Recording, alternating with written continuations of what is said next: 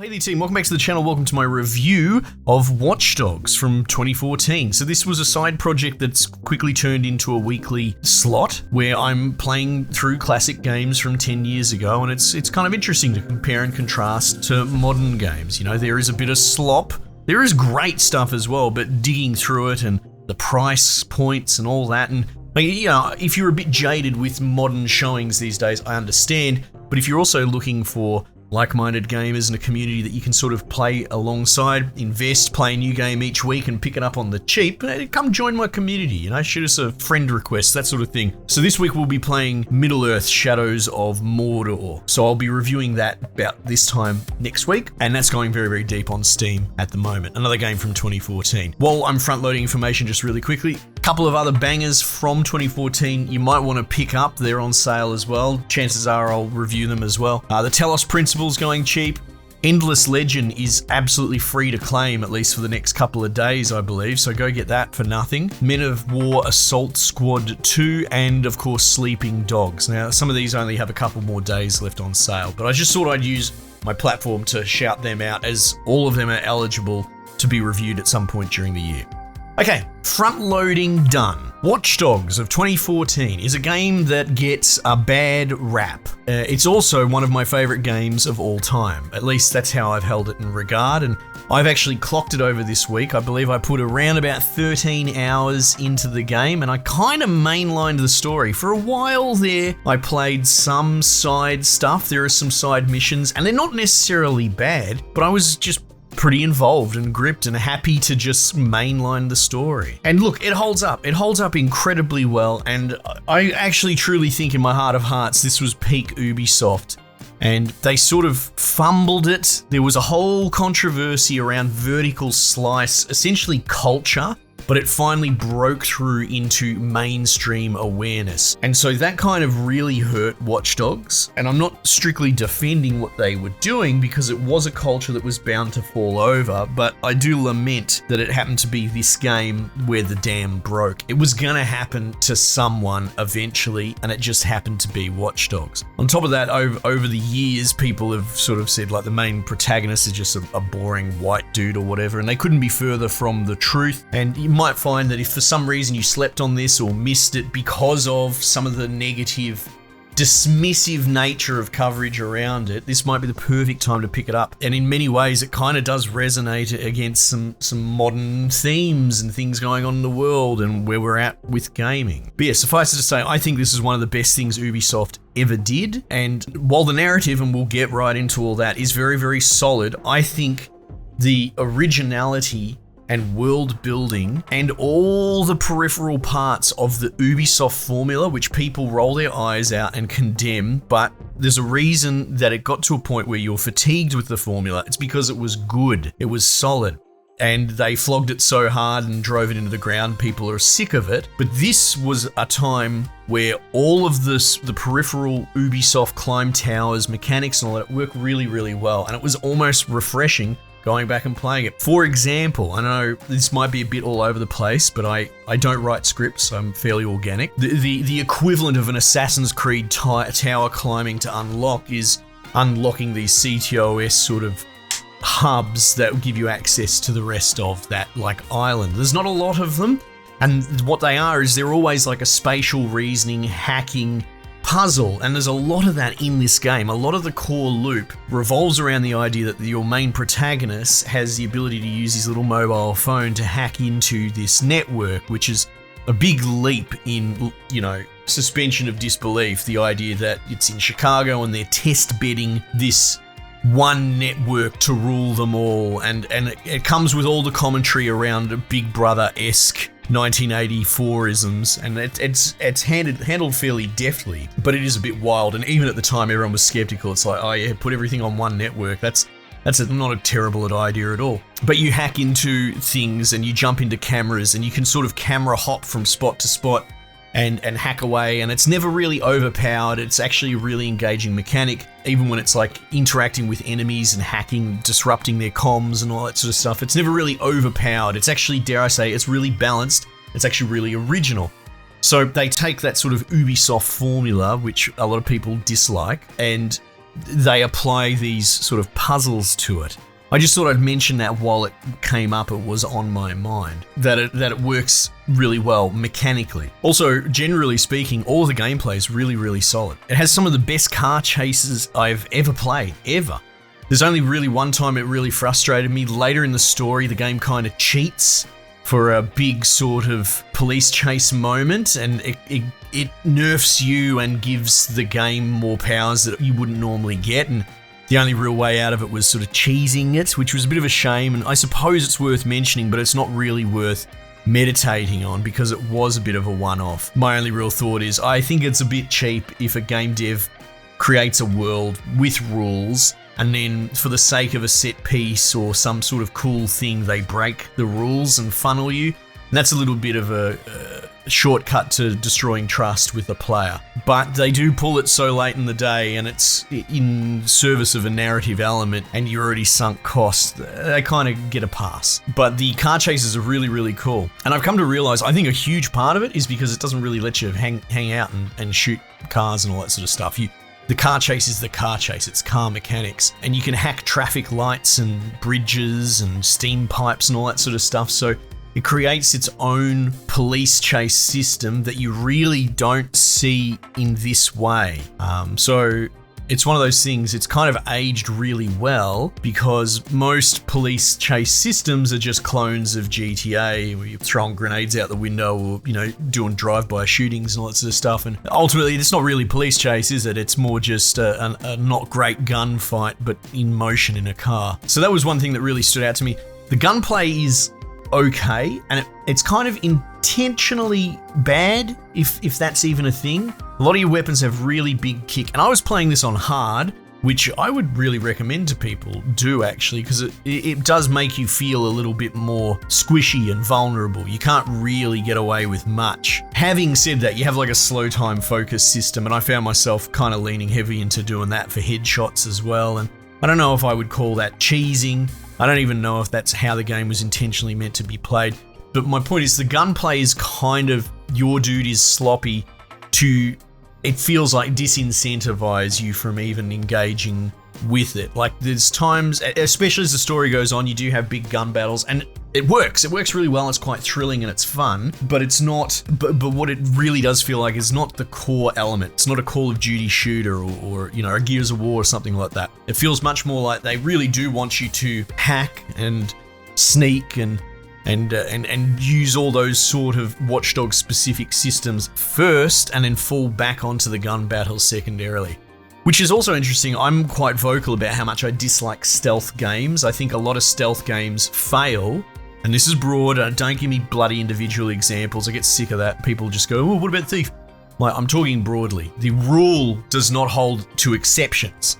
But generally speaking, stealth genres are pretty bad for a multitude of reasons, but mostly because the stealth loop on its own isn't enough. And the ones that tend to succeed are ones that integrate some sort of stealth formula with combat, with peripheral systems, with not an end game over screen, but like a way out if you fuck up the stealth. It's one of those things that never really occurred to me that Watch Dogs in many ways is kind of a stealth action game, and it really, really nails it. Soundtrack is absolute banger. In fact, like you could old school and split the soundtrack like the magazines used to do. Like you've got a licensed soundtrack and you've got the soundtrack written, for ambient filler music, and that stuff, the ambient, whatever you would like to call it, but the actual composed soundtrack is so good, and it just keeps dropping new tracks. I'll be at 10 hours in, I was still hearing new action background bump, bump, bump, bump, and it was really striking and great. Not necessarily like overarching themes or anything like that. We looked at Dragon Age Inquisition, and that had a very distinct theme. I'm not even sure if I touched on it in my review, but the soundtrack was quite wonderful, but it was going for a memorable theme.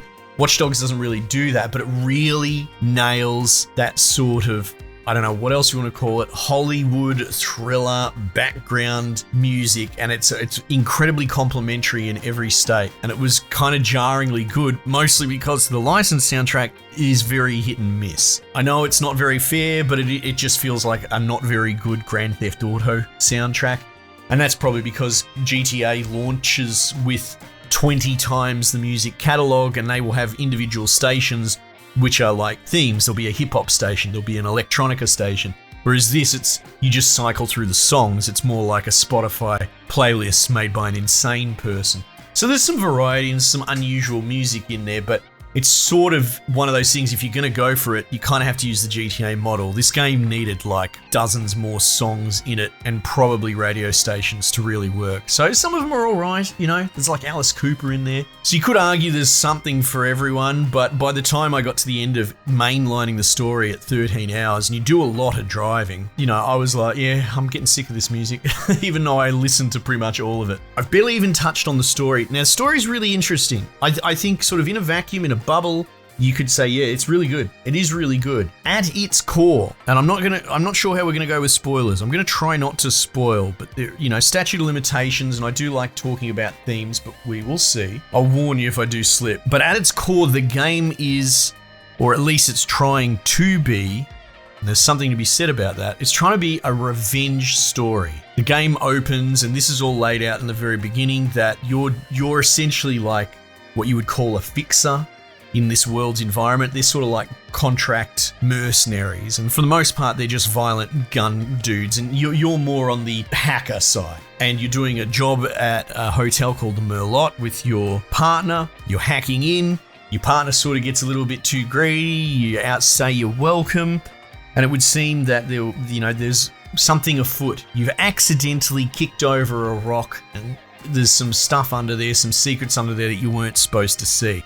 So a little bit tale as old as time. It's a pretty good impetus, if any. And on the back of that, some powerful, unknown, masked people send a dude to warn you, and that comes in the form of accidentally causing a car accident and killing your 6-year-old niece. It's pretty heavy-duty stuff. And from there, the plot kicks off, and it's actually quite a brilliant thriller.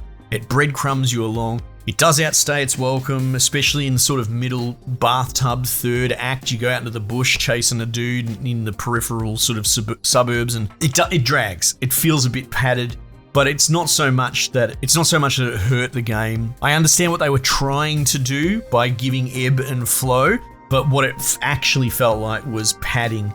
And they would have been better off cutting that entire act out and just kept the foot on the pedal and kept going, because the thriller nature of the twists and turns and the reveals is enough of an ebb and flow to justify it. Not that I'm a writing mage or anything like that, and I wouldn't trust a fucking writing major these days anyway, but it's not like you needed an entire act to slow down. So that's a bit weak, and the game kind of really forces the sort of escalation to the top tier of it all. Like, it could have stayed a bit more small scale, and I think it may have been better for it. But those criticisms aside, it's actually quite solid. And the huge theme throughout it is a bit of an unusual take on revenge, I suppose. Usually revenge is bad, is all people hear, and you know, everyone thinks Last of Us 2 was good, and whatever, I'm not even going to touch that. There is a dissonance, there's a disconnect, and much of this could be me looking into the void and more personal stuff as well, but the main character is very stoic and driven. I've seen over time people throw around that maybe they reckon he's psychotic or sociopathic, and I'm like, no, not even remotely. He very much has a big grasp of what his actions are doing and how they're affecting people. And the moments where he does have introspective thoughts to himself, he reflects on how this is actually negatively affecting everyone around him. He's aware of it. And I think the game is trying really hard. I think it's hard to tell because, as we even saw in Dragon Age, you can see 2024 modern bullshit writing in its infancy in a lot of these games, and you can see it here as well. And I'm pretty sure the game wants you to feel like the main character is doing revenge at all costs and burning his whole world down around him, and your sister in it is a bit of a foil or a counterpoint, because every step of the way, she's like, just stop, just stop, just stop. And, you know, I think there are attempts to paint him as a sort of anti-hero, well-meaning but sort of obsessed dog with a bone. I think it kind of misses the mark because he's not seeing red frothing at the mouth for revenge. And the way I see it, I try my best to inhabit the story and give it its fair go, is these people came after your family. And I feel like I don't like leaving a hypothetical. I hate people when you go, here's a hypothetical, and they'll create a third option. It's like, fuck you, you're not engaging fairly with the hypothetical.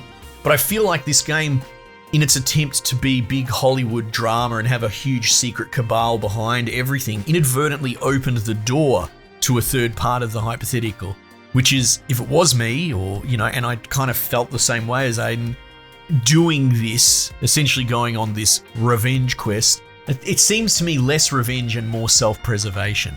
You've accidentally kicked the hornet's nest with all these horrible, high-powered people, and the only way out is through. If you did in fact back off and left it all alone and took your losses, there's nothing to stop these people deciding to tie up loose ends in a couple of years and just killing your whole family. That's sort of the lens that I see it through, and I'm not trying to do it, and I feel like that's probably, you could argue, poor construction and poor writing, that they opened the door, because to me it's a blinding light coming through. So while they're sort of trying to say something about how the more and more you go into this and delve deeper and pull on the string and try and tie up the loose ends, the more it's fucking your world up and messing with your family. I think they're trying to do the classic narrative of revenge, dig two graves, nothing good will come of it. But again, not to go too circular, they kind of fucked up by making the people on the other end of it so powerful and mysterious and unknown. To me, it's not even sort of an either or revenge choice, it's more of a moral imperative. You need to go until you can't go anymore, because there's a chance these pricks will kill your family. And funnily enough, through that lens, I got great value from the story, but I wouldn't be surprised if it'd be people like, what's that show everyone fucking likes that I don't like that much? The Boys. How everyone likes Homelander, or the Soldier Boy dude that came along. And the writers are furious because you're not supposed to like them that way. And I feel like that would be how they would feel about my take on Aiden. I find Aiden to be an absolutely moral, hard, he knows what his values are and he knows what he has to do. It's not a fun choice. It's not even really a choice if you are of standards and conviction. So yeah, I feel like the story was trying, in a way, poorly to do something else. But what I got from it was quite powerful, and you might get it the same. Anyway, look, I guess that's my review for Watch Dogs. It's really good all round. It holds up incredibly well. Playing it on hard was great as well. I've been critical of difficulty settings over the years. I feel like just, overtuning a game and giving Halo Elites 10,000 more hit points on their shield does not really make for a better game experience. It takes a curated diorama and then it just turns the knobs. We shouldn't know better than the developer's intent. But I will say in this particular case, it made it really quite lethal and very heart in your mouth, from police chases to combat to sneaking around. Just turning that difficulty up really actually made it very challenging in an incredibly rewarding way. So I'll eat my words on that one. Anyway, share your thoughts. Let me know what you reckon of Watch Dogs as well. Do you think I'm an idiot and I know nothing? Or maybe you agree with me, whatever, Roll the dice and chuck your comment down below. Anyway, team, might just leave it there for the time being, and I'll catch you guys on the next one.